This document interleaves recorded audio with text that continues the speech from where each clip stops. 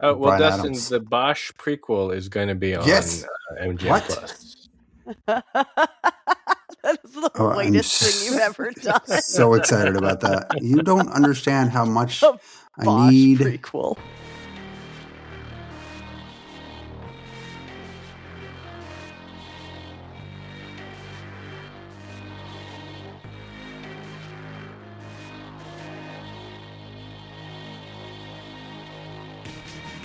Do you want to talk about Colbert?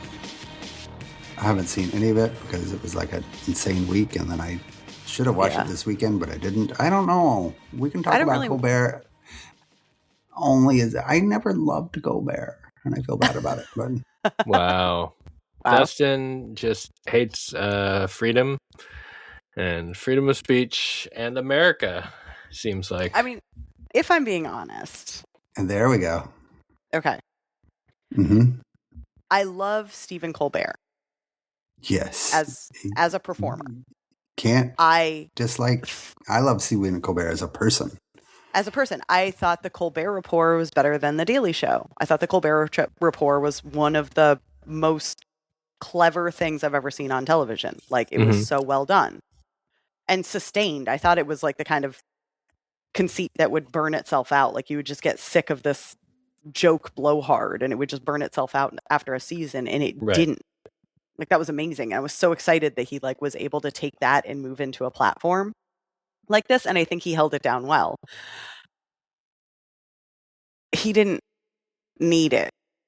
I mean, I guess it elevated his whatever, but I'm kind of like, I'm so interested in seeing what he's going to do next. And what I appreciate is that he turned around and the very next day did that cable access show in Michigan. That's fun. Right. Like, just immediately is like, yeah, this is what I'm going to do next. Like, as a joke, but it's so perfectly him. Also, a lot of people, I feel like, have not recognized that that's a callback to before they started the Late Show. He did a show. I don't know if it was the same city, but he did a public access. I think it was. Hour. No, I think it was in Michigan, because I think Eminem showed up on it again like that. Yeah, it's just callbacks. Like, I don't know. I mean, in terms of late night hosts, he's not always that was not necessarily my style. Right. And it felt with him more than other hosts. I feel like it felt at times like he was being constrained in a way that other hosts weren't. Yeah. Like, even Conan, who does weird shit, but he was able to make it work for him. Well, I mean, he did his weird shit until he got fired. Like, that was always it. It was like he was fully himself. Yeah. And it might not last. It lasted a while. I mean, it did. Craig Ferguson, I still don't know how that happened. I'm assuming just no one was watching. Did I tell you guys I saw Craig Ferguson in live like a month ago? No. Yeah. How was he? Watching a taping of Scrabble? No. He's the host of Scrabble. Oh. And he does his stand-up shows. Yeah. Yeah. Was it good? He was all right. Yeah. Wow. I know. I don't know. Yeah. He was good. But he wasn't great. That was my feeling, because I saw him a few years ago in Burlington, and I was kind of like, it was nice to see him. Yeah. Wish the jokes were better. I don't know. Yeah. Like, he's great. Well, if you want more Craig Ferguson, you can catch him as the host of Scrabble on the CW, which, by the way, we have been watching. And there is currently a woman who's running the table on everybody. And she's very... Wait. It's... What? How do you watch the CW? Well, they have an app. I mean, also, you could have the CW as a channel. We don't, but they have an app. So we just watch on the app. You watch CW on an app for Scrabble. Yeah. And you sit through those commercials. Yeah. It's Craig Ferguson, though. It's Craig Ferguson, and it's very... It has the charm of the old school, even though it's new, it has kind of the charm of the old school game shows that we like, in part because the contestants on the, like, most of the shows, there's too much money, so all the contestants are like people who like have really like sad, heart-wrenching stories. And this one, it's 3 contestants who are all word nerds, and Scrabble nerds. They're also clearly a little weird, and not super personable. So they're like trying to like wring, like charisma and charm and like quips out of them, and it doesn't quite work. But that's part of what makes it fun. And then the rest of it, they're just playing like this game show version of Scrabble. Anyway, the current woman, and the maximum you can win per round is $10,000. So it's not like, obviously, that's good money, but it's not like it's not like the kind of shows where you could win $500,000, $250,000. So they want like the returned military vet who hasn't seen his dog in 3 years, right? And the dog is waiting backstage or whatever. $10,000 won't even get you a decent used car anymore. Yeah. And they all got trips to London because they filmed in London. Because it's cheaper to fly a bunch of people over there and film than to do it in Hollywood. Than to do it in the U.S. or anywhere in the U.S. That's insane. It's like how Rob Lowe has to go to Ireland for a week to film seasons of The Floor every time they renew a new season. Yeah. Tax breaks. It's the tax breaks, and it's the fact that they don't have to pay for healthcare. So, for the crew. Oh. Yeah. That makes a lot of sense. I mean, I would go there. Anyway, the point is Scrabble on the CW. If you want to see Craig Ferguson, unfortunately, he was the host of a other fun show before that only went like 2 seasons and was quietly canceled. I vaguely remember that. Yeah, that one was fun. That one was all like mind games. Yeah. Do you watch Scrabble for the Scrabble or for Craig Ferguson? We got into it for Craig Ferguson, and then stayed for the weirdos who were playing Scrabble. Again, the woman who has won like 3 rounds in a row, she's like a retired lawyer. She's like in her 50s or 60s maybe. Love this. She's like dead serious the entire time. She's maybe smiled twice, once when she won like the $10,000 part. And she's just like, she looks and sounds exactly like what you think a retired lawyer would look and sound like. But then like when she wins, and then like Craig Ferguson is like, you have to dance, like we have to dance. And then like as they're going to commercial and the camera's like craning back, you see her doing like a goofy dance and like getting into it or trying to get into it. And it's very silly. I love this. And yeah, we're on the edge of our seats because we caught up to present day, and she's still on the show. She's been on for like 3 episodes. Oh my gosh. Are we recording? Oh yeah, we're recording. This is all going in the show. Good. Because we just covered a lot of television. Yeah. This is going to save us some time. We covered Colbert. We covered Scrabble. Yeah. Craig Ferguson stuff. Dustin hating things. I don't hate anything. I love Stephen Colbert. His show is... Do you, Dustin? It's a little broad for my taste. I was a Letterman guy, so Kimmel's my guy, which is embarrassing, but makes sense. I appreciate Kimmel. I don't know. I like Seth Meyers. Like, I think of all of them right now, he's the closest. Although when they're doing all the hosts hanging out, obviously it's John Oliver. Yeah. Yes. Like, So Dustin, you didn't watch any of the finale stuff? Not any. I saw Letterman last week, and that was it. Okay. Tori, did you watch any of it? I watched clips. I didn't watch it like the whole things. I watched some. I didn't watch all of them, but I watched all the finale and I watched all the Letterman episode. It was. I mean, it was fun. It wasn't like they did like a weird, like fun, goofy sci-fi thing in the last episode where like the studio keeps getting attacked, but like it keeps glitching, and they're like, "What is that?" And they don't know. And then eventually it leads into like a taped segment at the end, which has all of the Strike Force 5 together, and it's just like silly, weird stuff happens. Neil deGrasse Tyson gets sucked into the void, so that's cool. Also, with the Strike Force 5 segment, they managed to get Fallon to make a couple of jokes like at his own expense.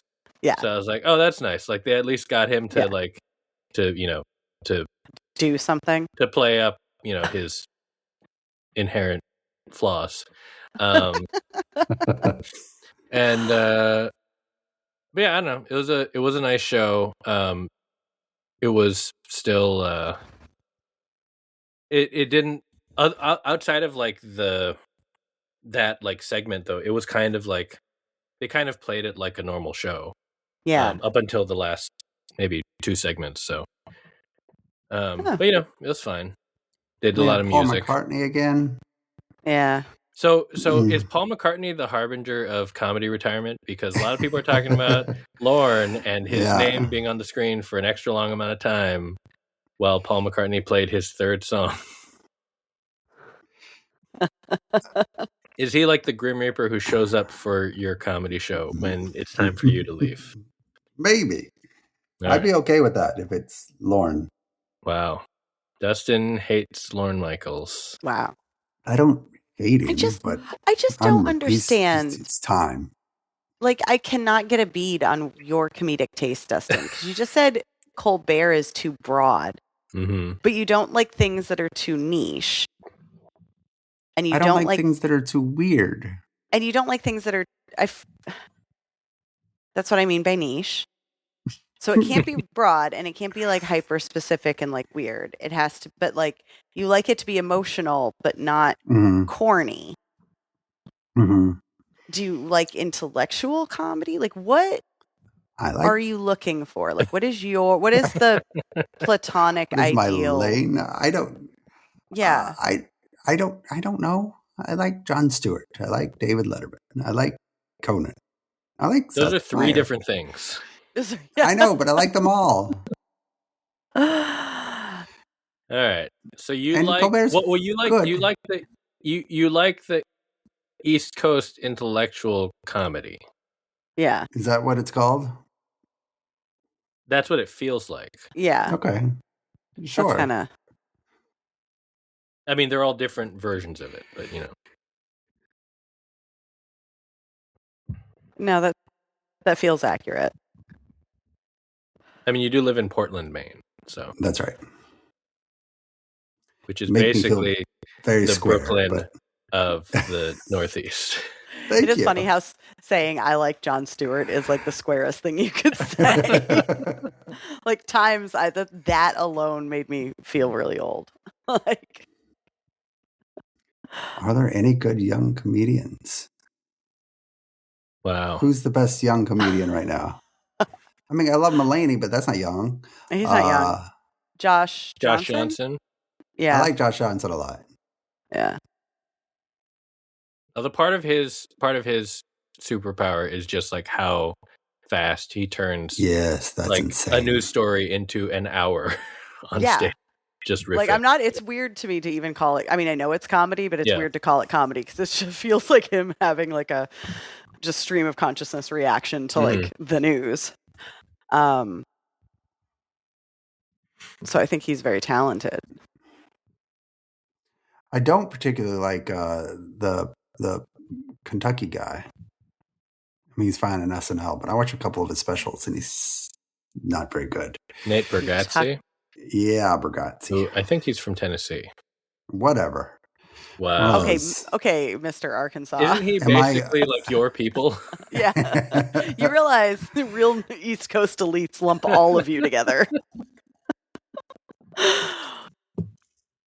He's a little too much, my people. I mean, he's not Jeff Foxworthy. Thank you. God, where are my words tonight? Menopause. Could be. Does things to the memory. Who was the other one? The guy who, not the Get Her Done guy. There's Foxworthy. No, maybe I am thinking because there was like the plumber guy or whatever. That was the Get Her Done guy. The Get Her Done guy. Oh, Foxworthy was like, you might be a redneck if. Yeah. Yeah. Mm-hmm. That was him. Okay. And then the weirdo with the puppets. Oh, God, he was the worst. He was terrible. Dunham? Yes. Fucking. I can't. Let's see. Who does? So Dustin, I'm gonna just give you a few big name comedians. You tell me if they're young or not, according to you. Ali Wong. Is Ali Wong a young comedian? I guess not, but no. I mean that's a fine. I mean she's been around for a long time. I'm really just trying to gauge like where your bar is for young. Like I don't think I like young is like what's his face, the guy with the jaw, and I hate that guy. Ew. Oh, Matt. Yeah, Rife or whatever. Yeah. Is he a comedian? I thought he was technically he's internet person. What about? Well, I mean, he's been around a long time. Jeselnik. Jeselnik is not young. Yeah, like him. He's not young. What about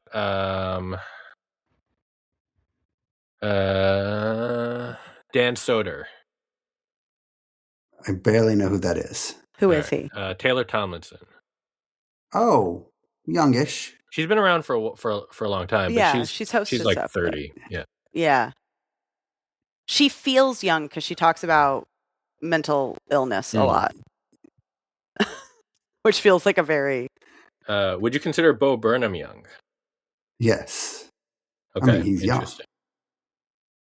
He's not that young. I feel like there's like a limit to how many, like young is like, have they put out one to like, I've seen there's like one big comedy special. Like they're just, by the time you've got like 3 or 4 or whatever, then it's like, well, even if you are technically young, you've been around. Like you're not like a new comic. Right. Where did Burnham go? I haven't seen him in a while. He's I don't know. Hasn't he been doing stuff? Not to my knowledge. Oops. You know who should know this kind of thing is the comedy editor, whoever that is. Why aren't you telling us who's young? Dan, tell us about some young comics. I feel like that's about what, it's about right. I don't know. Bo Burnham. I don't think we found any. Josh Johnson. We found Josh Johnson. See, the problem is that all of the younger comedians that I've seen tend to be like they're releasing specials on YouTube, and they're all also comedians who have been around for like a decade plus, but it's just they don't have a Netflix special, but you know, they're good, they're talented. Yeah. Anyway, Dustin, the point of all this is to say Lewis Black didn't start until he was in his 40s. So how dare you be ageist? I'm not. What I said you would have never accepted Lewis Black. You'd have said too old from the beginning. We should do the intro. Welcome to how dare you, Dustin. Welcome to another episode of Podjiba, the Pajiba Television Podcast. I'm Pajiba comedy editor, in theory, Dan Hamamura. With me, as always, our Pajiba managing editor, Tori Preston. Hello, Dan. Hello, Tori. And he likes to call himself the RIZZGOD, Riz God baby, Dustin Rolls. Rizgod spells his name wrong. There's 2 I had to throw the Z's extra, in Riz. The extra Z in.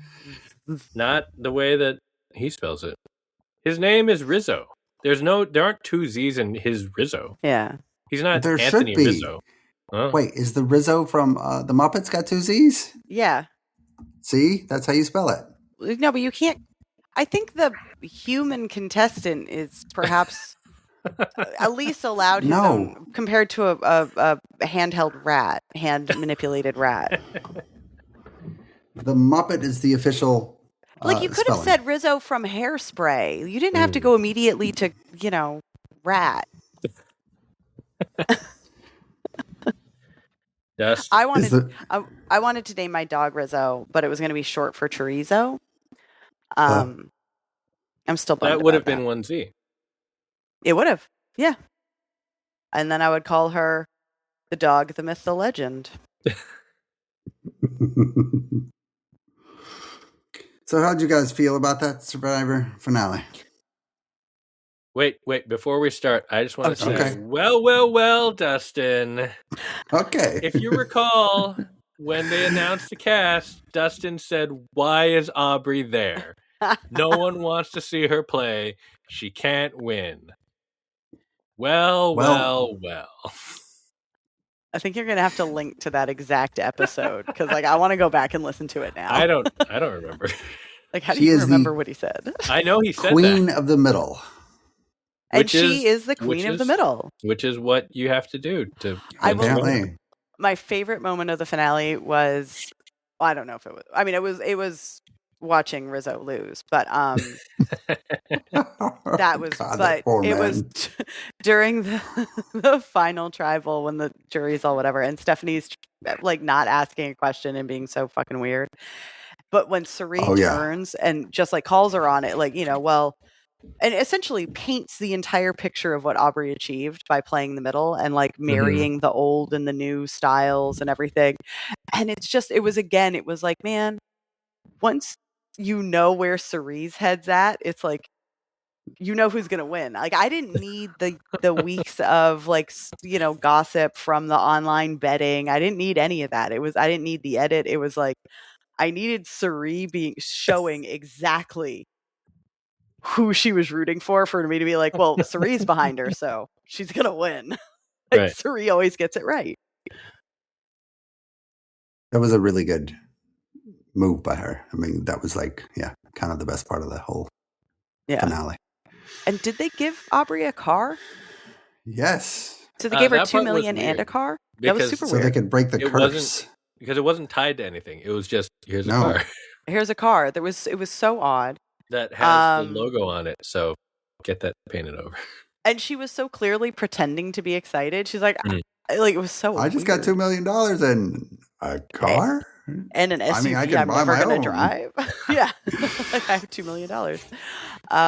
And then obviously the Jeff spoiling that Rizzo lost before we got to watch him lose. That was great. That was pretty good. Not because we're rooting for failure, but we're rooting for mistakes. Yeah, I enjoy a good, like, it was just like they haven't done a live production in so long. Mm-hmm. They don't know how this goes. It is funny to see how tough it was. Like, just the fact that, like, it was, you know, a lot of things had to go wrong for it to get that far. And I don't know. I am curious to know, like, we'll probably never get it, but it would be amazing to get, like, an oral history of, like, just, like, that 5 minutes of TV for them to be like, wait, who said what was supposed to happen? Yeah. Dalton Ross needs to get the dirt. Yeah. And Cirie's saying it hasn't happened yet. Was great. Again, Cirie knows what's going on. Jeff doesn't. And then Cirie won the Sia award. Right. Which is great. Which they brought back. Well, it was the 50th. Well, Sia brought it back. Well, I hope that means that maybe Sia and the car will continue on in future seasons. They broke the curse on the car for a reason. So they could give cars away again. What was the curse on the car? Anytime anybody won a car, they would not win Survivor. Yeah. That's not really a curse.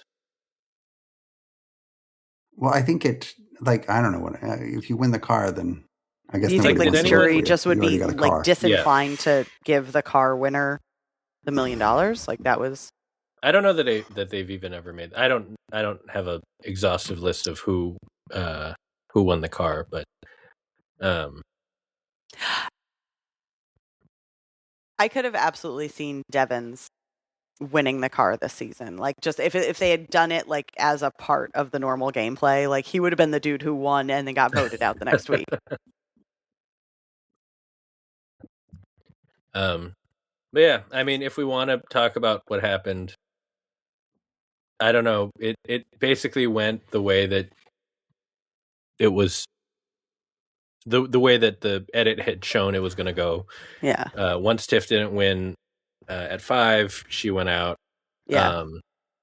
They had the perpetual machine thing at 4, which was Aubrey bought on Etsy or which is eBay amazing. Yeah. and like did to like practiced. Yeah. But so she like actually arguably had one of the, regardless of like whether she practiced or not, that was probably one of the of like the types of challenges they do it for, that's probably that was like the best one for her to have a shot. Yeah. Because it doesn't require physical dominance. No. So, and if she doesn't win that, she doesn't make the final 3. Oh yeah. I mean, I'm sure they put her in fire. She might be Rizzo. She might. Yeah, Rizzo was not. To be fair, anyone would have beaten Rizzo. Unless they sent Jonathan to fire. I mean, if Jonathan didn't win the immunity, then like they might have sent him to fire to beat Aubrey, which I could see. But I guess the only sort of surprising wrinkle to all of it was how angry Tiff was at her tribal. You know, like just knowing the writings on the wall and just kind of being furious. And I was thinking about it because her argument, I mean, it was really, she wasn't necessarily wrong about pointing out that like Aubrey is a bigger threat than her in terms of the jury. She wasn't. Like, everything she said about Aubrey was 100% correct. Like, none of them stood a chance against her. But had Tiffany made it through, it probably would have been also the same about her. Like, if Aubrey, if it was between the two of them, right. The only way that final 3 would have been interesting was if Aubrey and Tiffany were there. Right. And I still think Aubrey would have won, but I would have been. I don't think that Tiffany had many friends in the jury. Exactly. Not compared to like Aubrey literally having relationship, like, right. You know. So apparently there was sour grapes with Jonathan, and that was the big story after the show. What's the post? What's sour grapes? He was just very upset, I guess, that he didn't win. He thought he deserved to win. He didn't understand how badly he managed the jury. He thought he played the best game and therefore deserved to win. But he alienated like everyone. Right. Which is not like, that's also part of playing the game. Right. And when he did that fucking toxic dance after he won against Tiffany in that puzzle, I mean, that was it. Yeah. And that lost the audience. Wait, did it? I think people were annoyed. Oh, we were like, what the fuck? Well, apparently every time he like wins, he like does something like that, and it's just real like, who was it? And then Joe, nobody voted for Joe, which was kind of funny. Right. It was funny, but also, how does he keep getting to the end?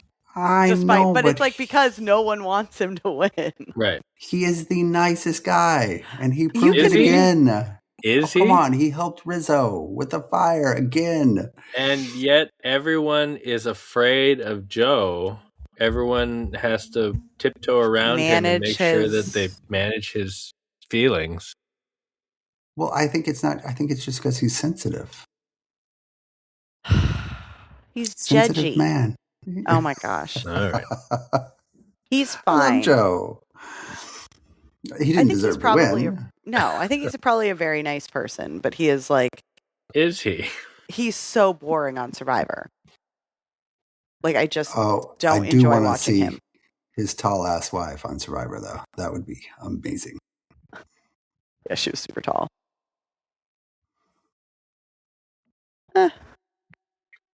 They could be on Blood versus Water. Mm-hmm. If they ever do a Blood versus Water again. They should. I don't know. It was a fine finale. Means I think it means they've heard all the complaints about too many twists and said, "We heard you. More twists." More twists. Yeah. I keep hearing the word twist getting bandied around. You said no more twists, and we heard no, more twists. So anyway, I don't know.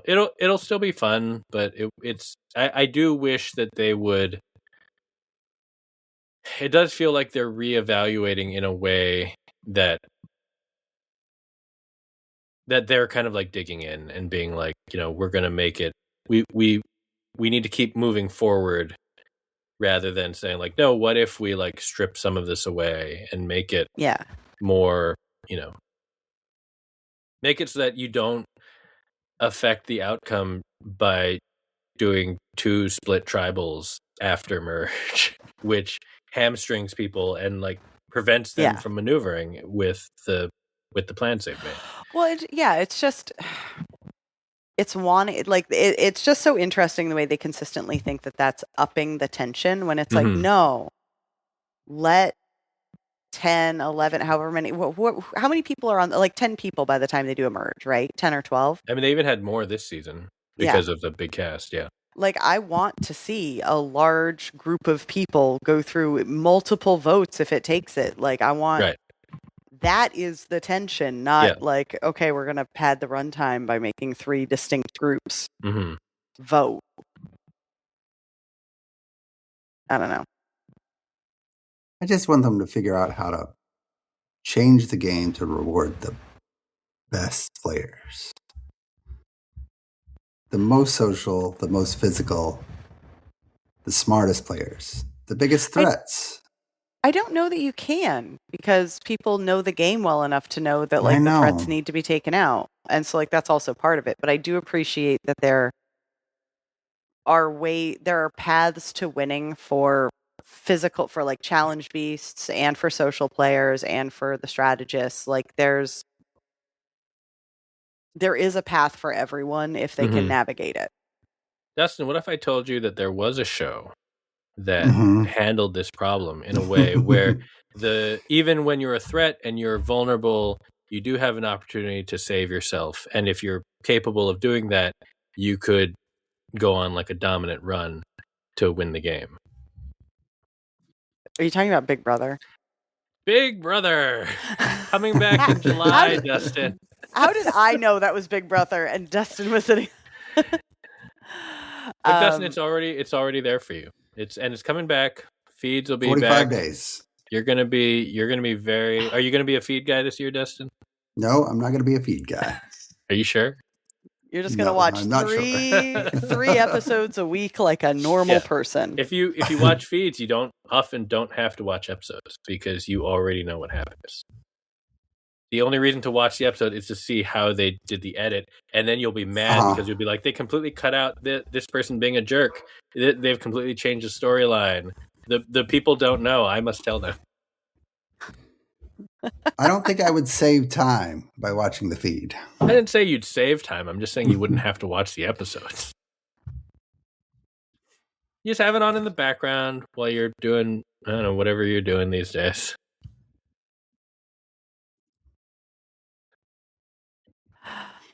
Anyway. I'm not watching that. You can't make me. It's too much, but I'm going to watch it again. I was really, really going to do Love Island, but it really is too much. I think it starts next week, and there's just no way. There's too much TV on right now. And the movies. Yeah. Did you go to the movies this weekend? I saw Obsession today. Ooh, was it good? Yes. It was very good. Didn't go see I Love Boosters. I didn't. Did you see I Love Boosters? Yeah, I had to review it. Oh, okay. I probably would have seen it anyway, but it's nice to have an excuse. Oh, I have to watch. We got to review Normal now that it's on streaming. I just noticed that. Oh, good. Odenkirk. I'll watch it at some point, and yeah. Okay. I just noticed that it's on, and I was like, oh, I hope it's not been out long. I liked I Love Boosters. I think you should watch it. I like that nobody went to see Mandalorian. God, I mean, didn't it make like $100 million? I mean, I know that's low for Star Wars, but right, but it's fine. It's doing fine. People saw it. Yeah. People saw it. They said it feels like the TV show. Yeah. Which season? For better or worse. That's true. All right, so a lot of new. So you said there's too much television going on. Mm-hmm. What TV shows are you hooked on right now, or did you mean that in anticipation of things that are going to be? No, there's great stuff right now. There's Audacity, which I love. There's Friends and Neighbors, which I love. That's on. Maximum Pleasure Guaranteed was great. Yeah, which is something we can talk about. It's really good. Yeah. Yeah. It's just the first 2 episodes now. Yep. Okay. I didn't know if I'd like missed a third one or something. I'm terrible at keeping track of the night that, like, what the actual air date in the week that something is, because it's always like I just turn on. I'm like, oh, there's a new episode of something. Like, when did that happen? I really liked it. It was. I feel bad for the show because there was no log line that was going to do it justice. Like, every time I read a description of the show, I was just like I'm going to watch it because of Tatiana Maslany, but like, I don't know about soccer moms. And then you watch it and you're like, okay, that's not at all what this is about. Like, yeah. So like a mom who is divorced and going through some like custody issues with her ex-husband, starts getting really involved with a cam boy. And then he starts blackmailing her for money, and she knows it's a scam, but she like also thinks he's really good, and he's like threatening to blow up her life. So she tracks him down, goes to his house, and finds him dead in his bathtub.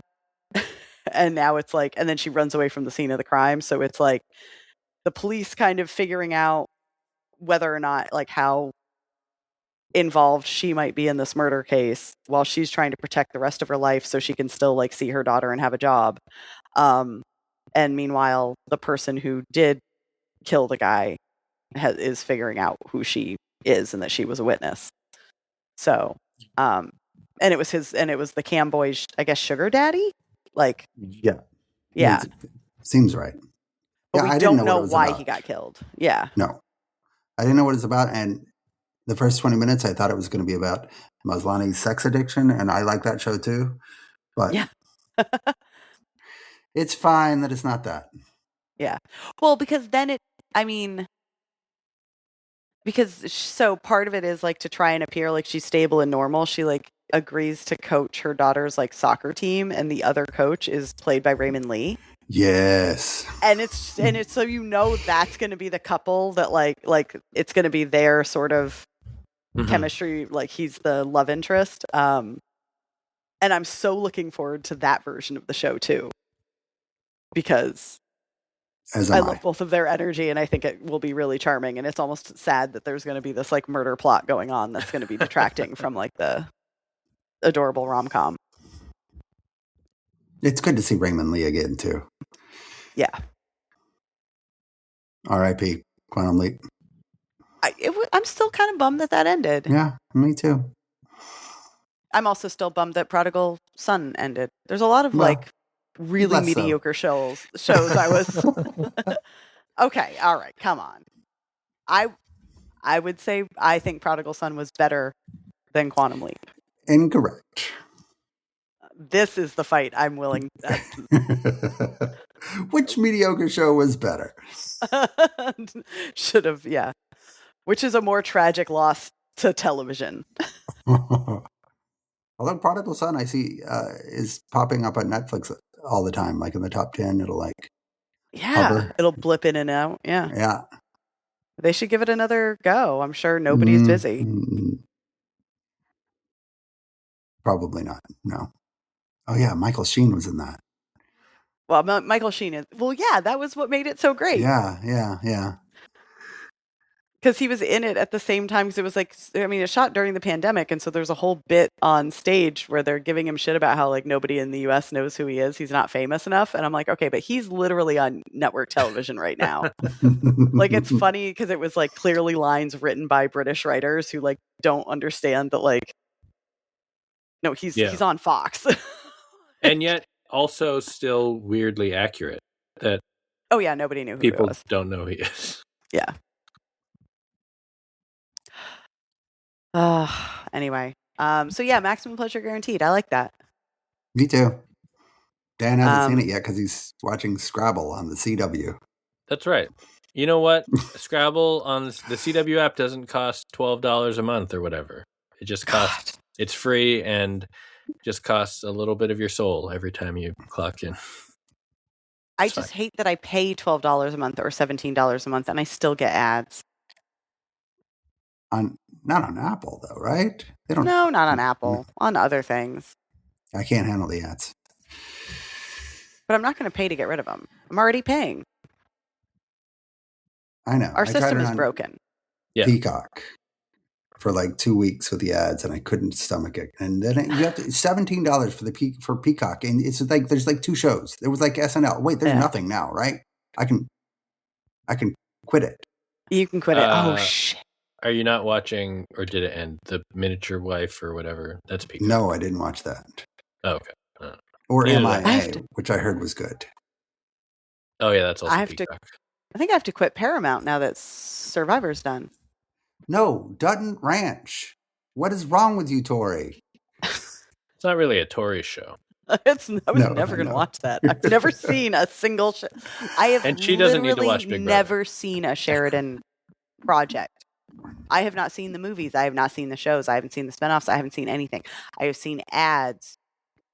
And I understand that there is a ranch involved. There is. That's all you need to know. Multiple times. Yeah. I am sad that I'm going to be continuing to pay Paramount for Dutton Ranch. And Dutton Ranch. Basically, that's it. You love it. You're not sad. Criminal Minds is coming back, so that's mediocre too. Yeah. People were furious about the Boys finale. It sucked.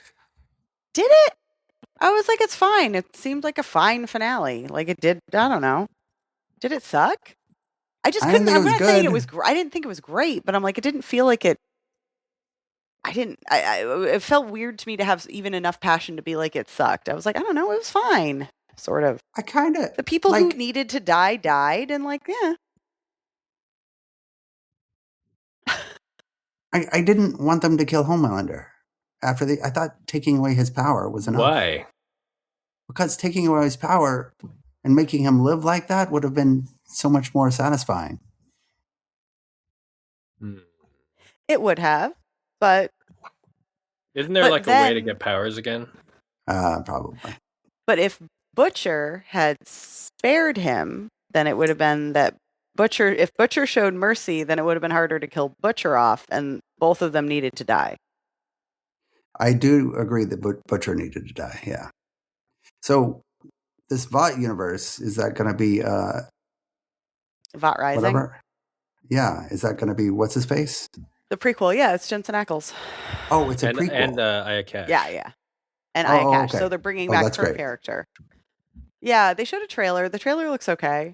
Like, I can't imagine anyone's interested in this after The Boys, but I can imagine there are a lot of people who like Jensen Ackles and Aya Cash, so it's like, why not?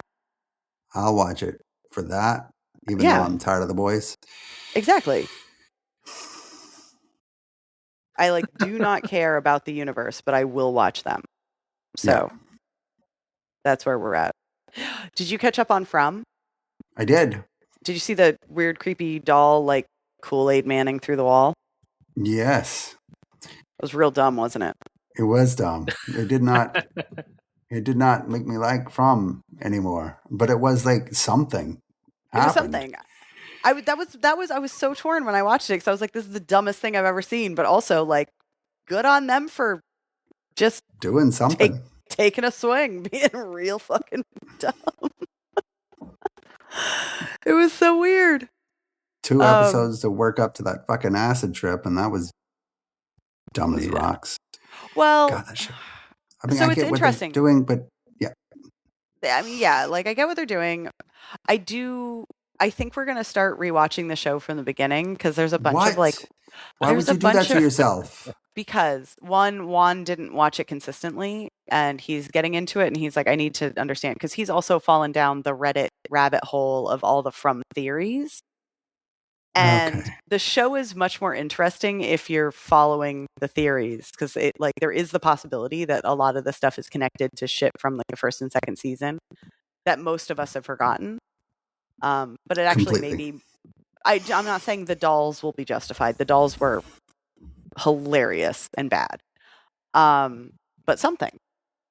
But a lot of the other stuff I think is connected. I think some of the theories are interesting. So like rewatching to see if like now that we know where the show's going, if there's things seeded in that we missed. Okay. Well, yes, maybe tell us about the theories next week. I wrote a piece for tomorrow, but it doesn't include theories. It's just like this is the season so far and it sucked. And I might be more interested in it but I cannot imagine spending more time on From than I already do. It's so boring. Yeah, it's no Rivals. That is true. Rivals is not boring. It is not. Because you watch sexy it now. Times. I do. Like, I'm so happy. I haven't been this happy since you watched My Demon. I like Rivals better. We know. So what do you love about Rivals? Tell us about Rivals. I love David Tennant, and I love the guy with the mustache. Aidan Turner. Yes. Okay. Did you start the show being a little mad at the mustache because Aidan Turner is such an attractive person? And then by episode 2, were you like already imagine it? Like, I hope he never shaves the mustache in real life. I fell in love with the mustache quicker than I thought I would. I hated it. And then I was like, no, actually, it's incredible. I like the mustache, but it still gives me a Sacha Cohen. Baron Cohen? Yeah, it gives me that sort of vibe. Shut your mouth. I'm sorry. Don't ruin it for me. No, no, he could never come up with a mustache that good. And it's natural. Aidan Turner grows that. He spends 3 months cultivating that mustache before the season starts, so he can just for you, Tori. I wish. Oh God, it's glorious. There's a lot of fun, attractive people and really fun, not stupid, but like over the top storylines. Yeah. It's very over top. I love that. And like, I love that it's about British television, like licenses and like getting franchise rights. Like, I love that. Like the overarching plot is about like rival television companies wrangling for like the right to air. But within it, it's just rich people banging each other's spouses. And they do it a lot. And so cocaine. Much. And it gets really weird. Like, so the second season has a scene, and I was thinking about it, and I was like, it's one of the better comedies I'm watching right now because it's all like when it goes hard on comedy, it's the really funny, like situational, awkward comedy where it's like, you know, events colliding in a way, like plate spinning, and you're just like, oh no, this is horrible. Like, you know, there's one where it's like a woman. There's a scene and it goes on. It's like a chunk of the episode. It's like, I want to say it's like a 15 to 20 minute like sequence of this episode. It takes place in a kitchen, and Taggy, who like cooks, she's having to pretend she's making a homemade meal for this woman who's throwing a dinner party, but everyone at the dinner party has to think she cooked it herself. And it's partly because she works with one of the TV stations, and Taggy obviously is the daughter of one of the people from the other one, right? So it's like they can't she cannot be there. No one can know she's there. So she keeps getting shoved into a closet every time someone walks into the kitchen. While she's cooking. I see. While she's cooking. And the other woman has to pretend she's doing everything. But then Taggy screws up the meal and she calls Rupert, or Rupert somehow talks to her, and he is like, they're making a recipe from a restaurant. So he just goes to the restaurant and orders it and is bringing it. He absolutely shouldn't be there because he's also one of the heads of the other network. So then he gets shoved in a closet. And then people keep coming in and being shoved into closets because the woman is pregnant.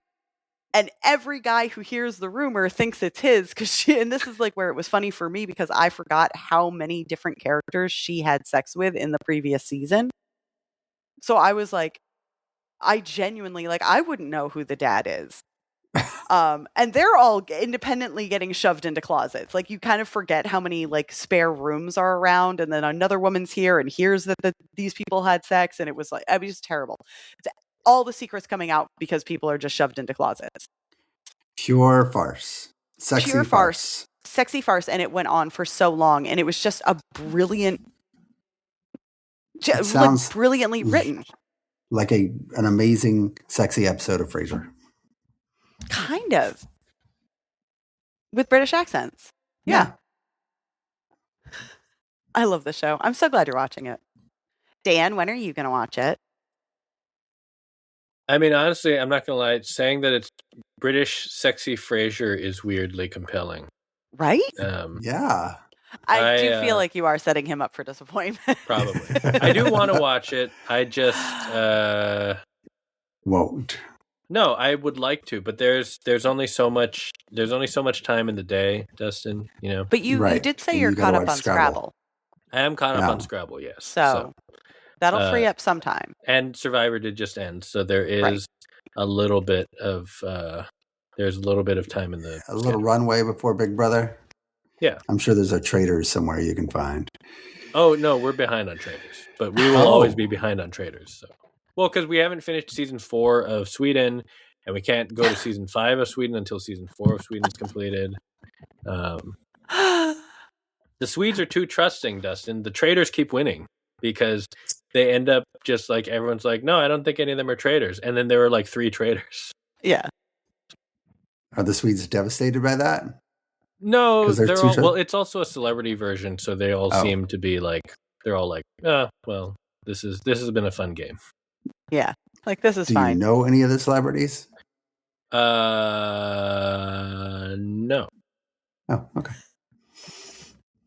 But you know, they it's a variety. Some of them are. What's interesting, they do also have like politicians sometimes, and the politicians, maybe unsurprisingly, are very good at both being traitors and faithful. Did I tell you guys I got my mom watching Celebrity Traitors UK? Like when she comes to stay with us, she always looks for. I was trying to find a show that she wouldn't watch at her house because she she only pays for so many streaming things. Mm-hmm. So this time I was like, we were talking about Survivor, and I was like, oh wait, Mom, you like reality shows? You need to watch Celebrity Traitors UK. And I was like, don't watch any other season. You don't need to. Just watch this one season. And she was so hooked. That's great. Yeah, it's a good reason to get Mom to babysit. Yeah. Should we do what we're drinking before we do like a game? Just to explain why none of us are doing. What have we been drinking? Great.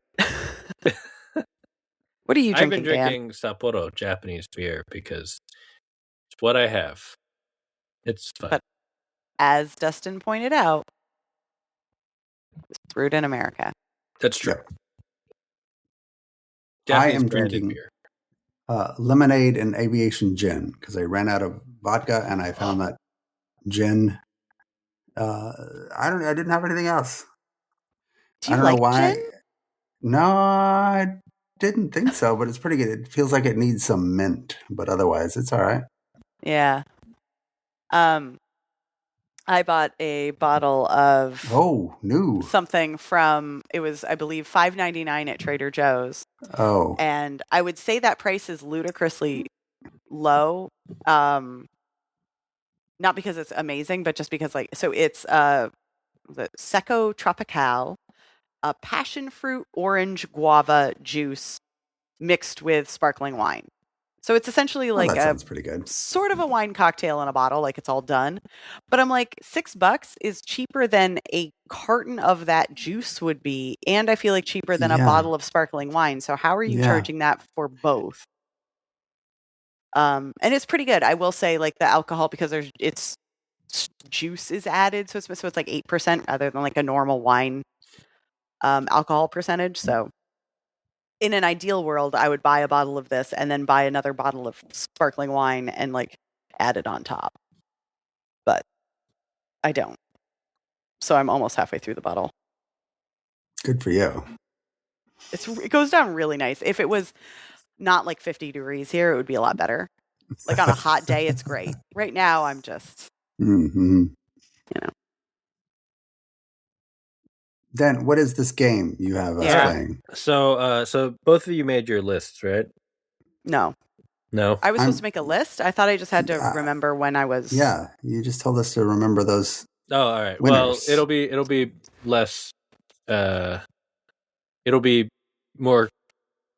This game's going to run poorly now, but that's fine. It wasn't going to run. It wasn't going to run well. I didn't know we had to do homework. Oh, it's fine. No, this will actually be more fun. So this is the Untitled Survivor Winners game. Okay, but only from when Tori started watching. So it's all 5 winners. 6 winners.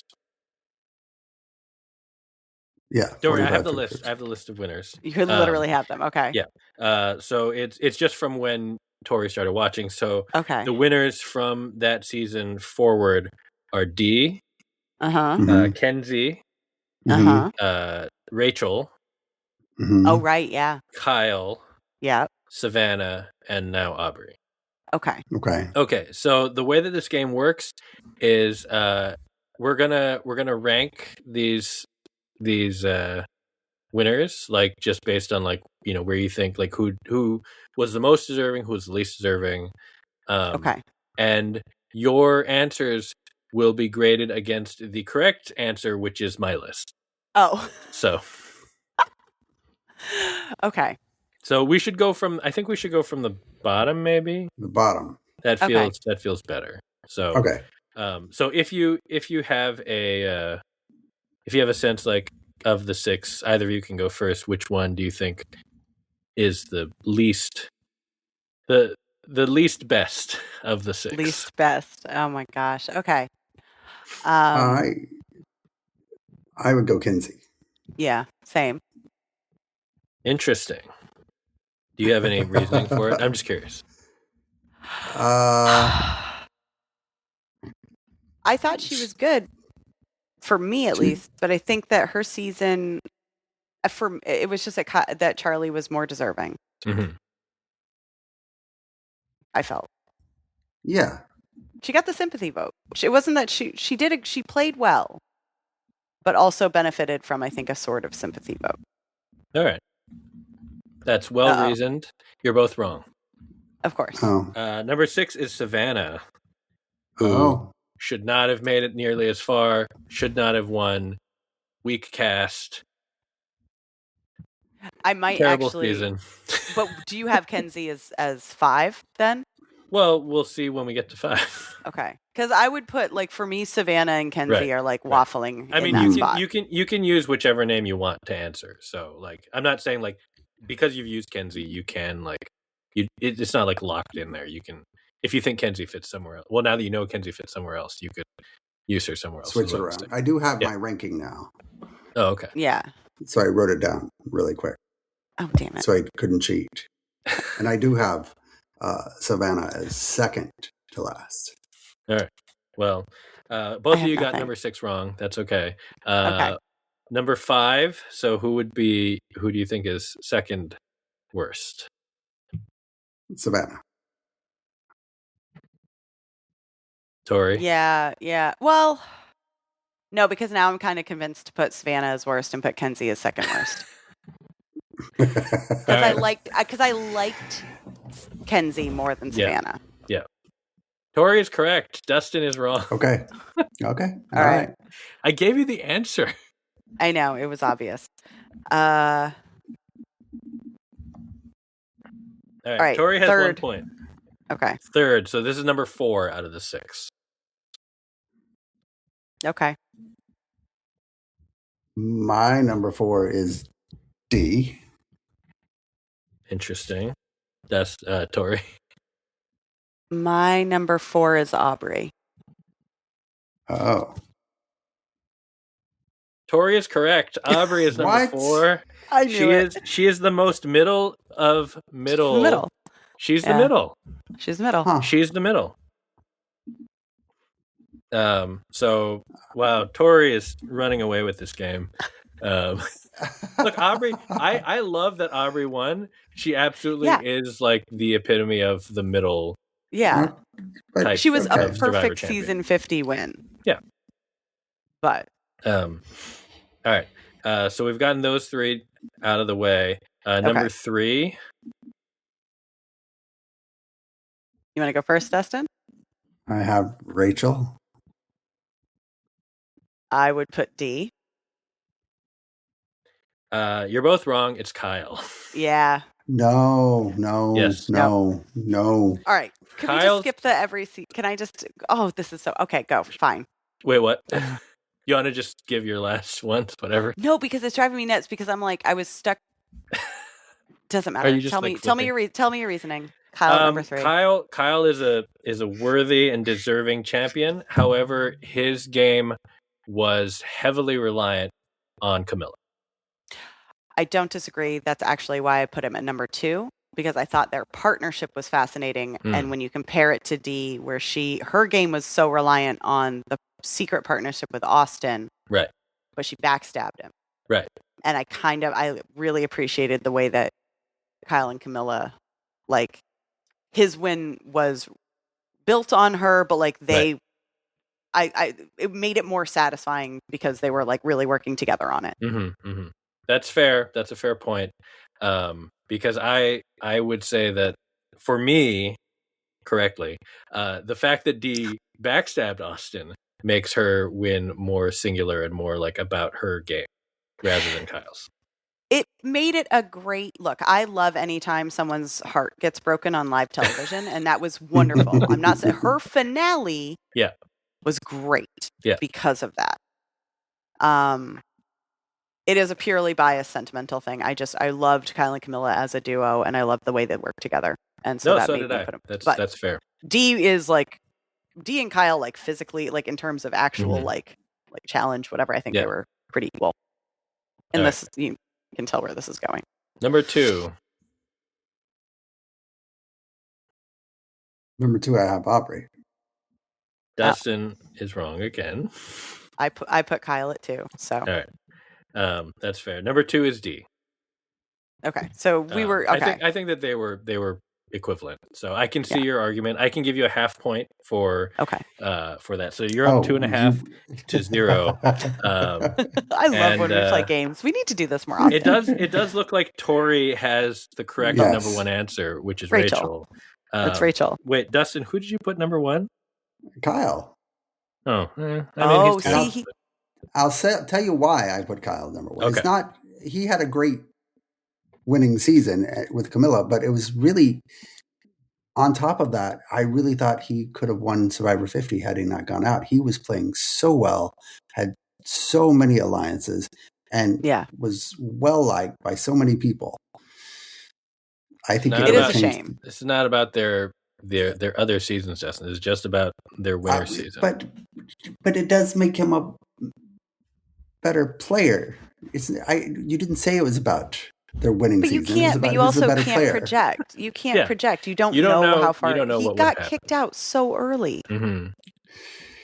He didn't get kicked out. He got evacuated. Yeah. Which is getting. He was evacuated under protest. He didn't want to go. No. He absolutely needed to go. Mm-hmm. But anyway, it doesn't matter. Tori is correct once again. Yeah.